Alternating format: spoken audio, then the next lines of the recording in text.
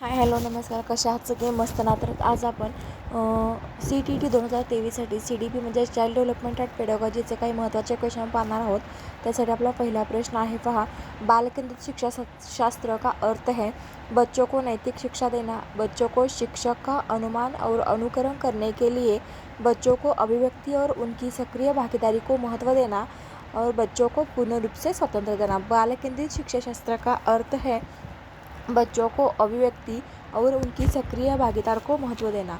बाल केंद्रित शिक्षा शास्त्र का अर्थ क्या है? बच्चों को अभिव्यक्ति और उनकी सक्रिय भागीदारी को महत्व देना।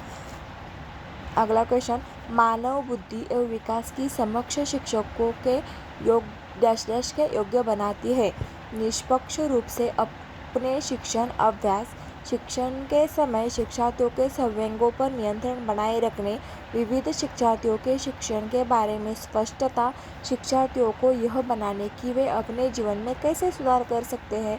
मानव बुद्धि एवं विकास की समक्ष शिक्षकों को विविध शिक्षार्थियों के शिक्षण के बारे में स्पष्टता के योग्य बनाते हैं। त्यानंतरचा पुढचा प्रश्न, सीखने का वह मॉडल जो बच्चों की सृजनात्मकता को उत्प्रेरित करता है।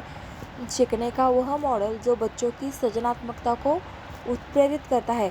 बैकिंग मॉडल, रचनावादी मॉडल, प्रोग्रामिंग मॉडल, उपरोक्त में से कोई नहीं।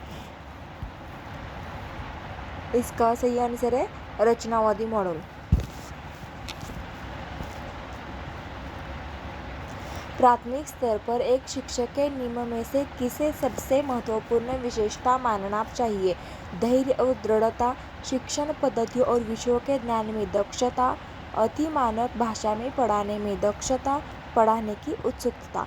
प्राथमिक स्तर पर एक शिक्षक में निम्न में से किसे सबसे महत्वपूर्ण विशेषता मानना चाहिए? प्राथमिक स्तर पर एक शिक्षक को धैर्य और दृढ़ता को सबसे महत्वपूर्ण मानना चाहिए। आपकी कक्षा में एक बच्चा रोज़ आपको परेशान करने के लिए अप्रासंगिक प्रश्न पूछता है, आप क्या करेंगे? प्राधान्यचार्य से शिकायत करेंगे, उसे डांटेंगे, उससे बातचीत करेंगे या उसके माता पिता से शिकायत करेंगे?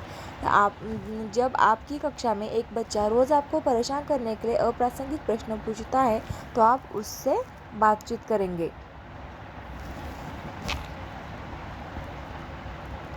खेल शिक्षण विधि के प्रतिपादक कौन है? सुकरात, फ्रोबेल, किलपैट्रिक, अरस्तु। खेल शिक्षण विधि के प्रतिपादक हैं फ्रोबेल।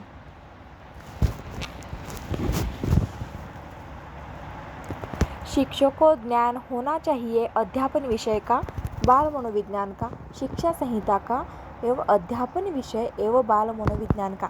शिक्षक को ज्ञान होना चाहिए अध्यापन विषय एवं बाल मनोविज्ञान का।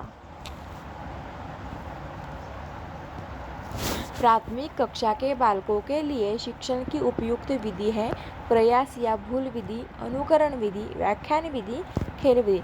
प्राथमिक कक्षा के बालकों के लिए शिक्षण की उपयुक्त विधि जो है वो खेल विधि है। डाल्टन शिक्षण विधि का विकास किसने किया था? Froebel, WH Kilpatrick, miss Helen Parkhurst Dalton. Dalton शिक्षण विधि का विकास मिस हेलन पार्कहर्स्ट ने किया था।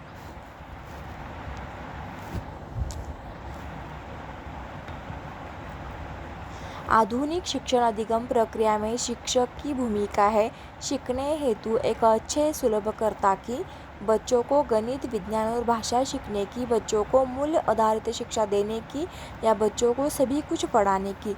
आधुनिक शिक्षण अधिगम प्रक्रिया में शिक्षक की भूमिका है सीखने हेतु एक अच्छे सुलभकर्ता की।